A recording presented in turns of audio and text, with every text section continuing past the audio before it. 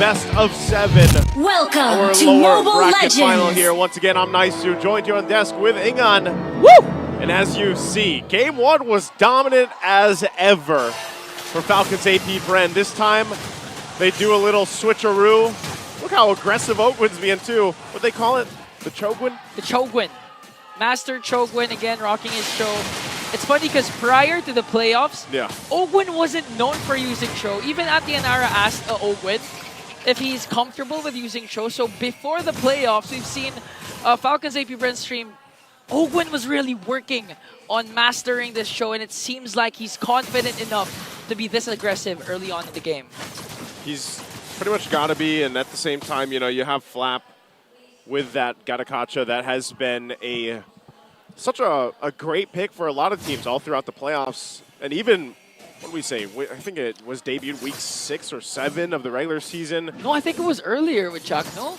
No, I think it was towards the end. I know it was the second half of the regular season because that's when we started to see more of those kind of interesting like roam picks picked up, and now you see them flexed. Yeah, now they're flexed either in the XP lane or they're put in the roam, and part of that again is you have to play against that plus that revitalize, because over on the other side for RORA, you're not going to have that. And it was interesting because when you saw the index coming into the game, they had a massive rating, Edward. Okay, now they're trying to go for flaptzy. Here comes the revitalize. kyletz goes in.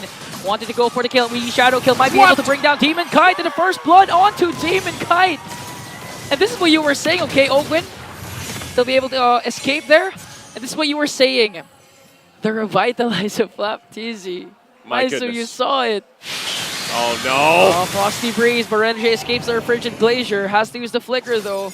So now Falcon's AP BREN, they got the kill, forced out a lot of resources for Aurora. That's one of those moments, hang on, where you're just like, you got to be kidding me. You commit so much to getting a kill there early on, and it still doesn't go down, and then you end up getting counter-punched in the face. And yeah, that's the revitalize in the early game, especially how much healing it does provide, but also the fact that this is just a Gatakacha, and you know that even that extra little bit of tankiness that he has with the emblems that he brought to the table, the firmness is there too. The fight for the turtle. Oh, what a beautiful kick!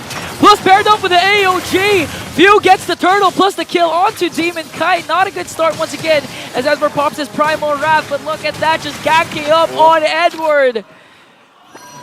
Falcon's AP BREN continuing to extend the lead. Now this is what's alarming, as what the panel has been mentioning. The spike of kyletz, when it comes especially past the 5-minute mark, the Hayabusa is really going to overpower demokite. But even prior to that, he's already at 1-0-2. Now Super Marco has to walk away because Domeng goes in with his Examine Force. Paired up with a Circling Eagle. Now a shutdown kill onto Super Marco. kyletz wants to go in. Wants to go for the counter engage. Going to bring down Domeng though. Be able to escape. But that's a trade Falcon's AP BREN are willing to take, but they want to go for more as demokite punishes kyletz. owgwen answers right back with another kill. pheww just hiding in the brush, waiting for the perfect moment to stun renejay. And then Falcon's AP BREN again, same story. Always 2 steps ahead of Aurora. They're always ready for the response, and that's the way you have to respect about Falcon's AP BREN. Ever since they started their dominant, you know, run throughout the world, and even last year, you know, this is what you saw from the team, and this is what a lot of teams admired from them, is their rotations, is their responses, the way they counterplay. And, you know, for Super Marco to go down that early on, but then FCAP still gets a lot out of the exchange, that's okay for them, because really when you're playing this Hayabusa into this lineup that RORA has, you want to be able to build up, get that momentum going, the snowball. It's already happening for kyletz, and you can see the way they're playing into that, the way they're taking advantage of that. So if you're RORA and you're looking at how these past couple minutes have gone, then yeah, you really have to get ready to go ahead and start to win some of these fights, win some of these skirmishes early on. Well, how do you do that? Well, you've got that mobility from renejay. You've got a lot of options to go even with Edward here. But you got to make sure you have enough firepower, and that's where the main question is right now, because as the lead builds up, you're going to get out-itemized and out-damaged. Now they want to fight for this turtle here. They're all here for this one as they stand off 5 members from RORA, 5 from FCAP. Looking to feel out the situation here, and really, with this kind of lineup being on, it could be RORA that starts things up. Okay, here comes the kick once again. Plus the AOG onto the backline for flaptzy. Demokite's gonna get the turtle, but the Frigid Glacier is there. Whoa. Coming in from Falcon's 8-week friend. Edward, though, with the Primal Wrath, gonna pop out. The Pride of Ice is gonna bring down pheww eventually. There it is. Plus the kill onto Flap and to Kyle. Next story, it is owgwen. Demonkite working on him, and a double kill for the Smiling Kite. And there you go. Smile on his face, gets the objective, and they get a whole lot more. Now RORA can switch into gear, look to get this tier 1 turret. That is exactly what they needed to stop FCAP's just snowball building up. The best part is they got a mid lane turret. kyletz doesn't have his purple buff. No casualties this time for RORA, and also domeng gets a turret down bottom. A huge, huge swing from RORA. And I hope that there's an Infinix instant replay, because honestly, that was a good catch from owgwen with the Way of the Dragon. Unfortunately, they weren't able to burst down Edward. He was still able to use his Primal Wrath, then burst down pheww. Even with the Pride of Ice, it was more than enough time to bring him down. A catch from flaptzy onto the back line with the AOG wasn't enough, because Falcon's AP BREN, during that clash, they were separated. They couldn't target, they couldn't lock on anyone from RORA, because RORA was just literally in a better position for the counterattack compared to Falcons. And that's why I said it comes down to the positioning for them, how they started up. Oh, okay, here comes the Circling Eagle once again. Gonna work on flaptzy. Here comes the Revitalize. Might be tacky enough to out-sustain this though, but here comes the AOG. He's gonna escape. Edward was there. With the catch, just waited for one of his most familiar rivals. Calculated is the right word for Legend Zero. And a dominating start for RORA. I literally, like, the way that I saw that in my head is Edward is like, arms open, here I am. Jump on into them. So he's ready for that. Super Marco will go ahead and get a little damage here on that tier 2 turret on the bottom side. Trying to get something through that. But now the turtle's up here. 1-for-1 for both teams, but this one's just going to go over to RORA very easily. Demonkite clears it up. Demonkite just continuing to ride with renejay. And that's just a statement that RORA is telling Falcon's AP BREN that we're not going to give you an opportunity to counterattack, to come back, because our aggression will continue. Every single time they get a neutral objective, automatically it translates to other objectives, like turret takedowns down bottom, and to the middle lane, and now the crowd's going wild, nice too. Oh, they're going in blind right now, so that's the reactions we have them. Again, right now, they're just waiting here. They're going to have to pull out their phones to hear what's happening, but hey, looks like we're going back to it. Still top side, that tier 1 goes down. Mid lane, a big part of this focus here. Whoa.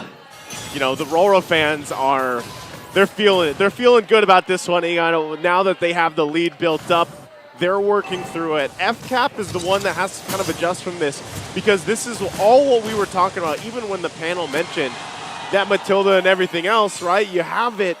You utilize the fact that you have a Circling Eagle. You have the Guiding Wind just like this. Okay, now that's just to make sure to let owgwen go out of position from the brushes that they have. And apart from that, credit to you for a clutch Nightmare response, because right now they're just camping on every open brush that they can find. But RORA has to watch out for a potential kick coming in from owgwen off angle though. Now pheww has to cast the Frigid Glacier, want to go for the counterattack. AOG coming there, but owgwen's gonna fall down. They have to walk away. Nightmare response. Dominator's Descent is also there as flaptzy pops his Revitalize. They're only gonna lose owgwen, but this is RORA maximizing the lead that they've established. 12 seconds in. The First Lord is going to spawn, and so far, Aurora is controlling the map and the pace. This is a lot better game for renejay here. He's got 8 assists right now, and he's doing a lot of work, and that's what he has to do with Matilda. You know, gets that second chance to do it, pulls it off really well so far at this point of the game, and they're following through with it. So RORA, their fighting capabilities when it comes to those, you know, small choke points, even in the jungle, even if they put pressure on the purple buff, if they want to, or the orange buff or anywhere, they have this kind of advantage to work around because they can displace themselves or get an angle that FCAP has to respond to. Look at this. They're just going to drive Falcon's AP BREN off the Lord. There's no area for FCAP to even get into because, again, kyletz, he's not ready for that fight. Neither is the rest of the team here. Yeah. It just shows that Aurora has good ground cover that time, and I do agree with what you've been saying for Renejay. I mean, they first pick Matilda onto the blue side, and this is the reason, because it's a mixture of the hitman and the heal man, providing a lot of shields, providing a lot of heals, and at the same time, going for those very aggressive dives, paired up most of the time with demonkite. Then once it connects, automatically going to cast the Spear of Alpha as kyletz just watching as Aurora takes away his precious purple buff. He's going to wait patiently there because right now, RORA looking to take some more across the map. That Lord going down the bottom side. FCAP might try to defend here. Okay, here comes a Wiki Shadow kill though. As kyletz goes out, the sustain from Aurora is there. And as you can see what Yue has been doing, just placing Nightmaric Spawn after Nightmaric Spawn and all the brushes that he thinks owgwen will be in. That's why during that prior clash, when kyletz went in, owgwen was backing away. owgwen had the perfect angle to actually... Speaking of owgwen. Chogwen waiting there patiently. An off angle. Lord down still on the bottom side. They might look to take the long trip around. Right now, kyletz gets spotted out too. owgwen still waiting patiently. They'll clear out the Lord pretty quickly. Again, their lineup from FCAP can do this relatively well, but they might be looking for their own sandwich play. owgwen, he's going to get caught off though. Better that he gets on out of there.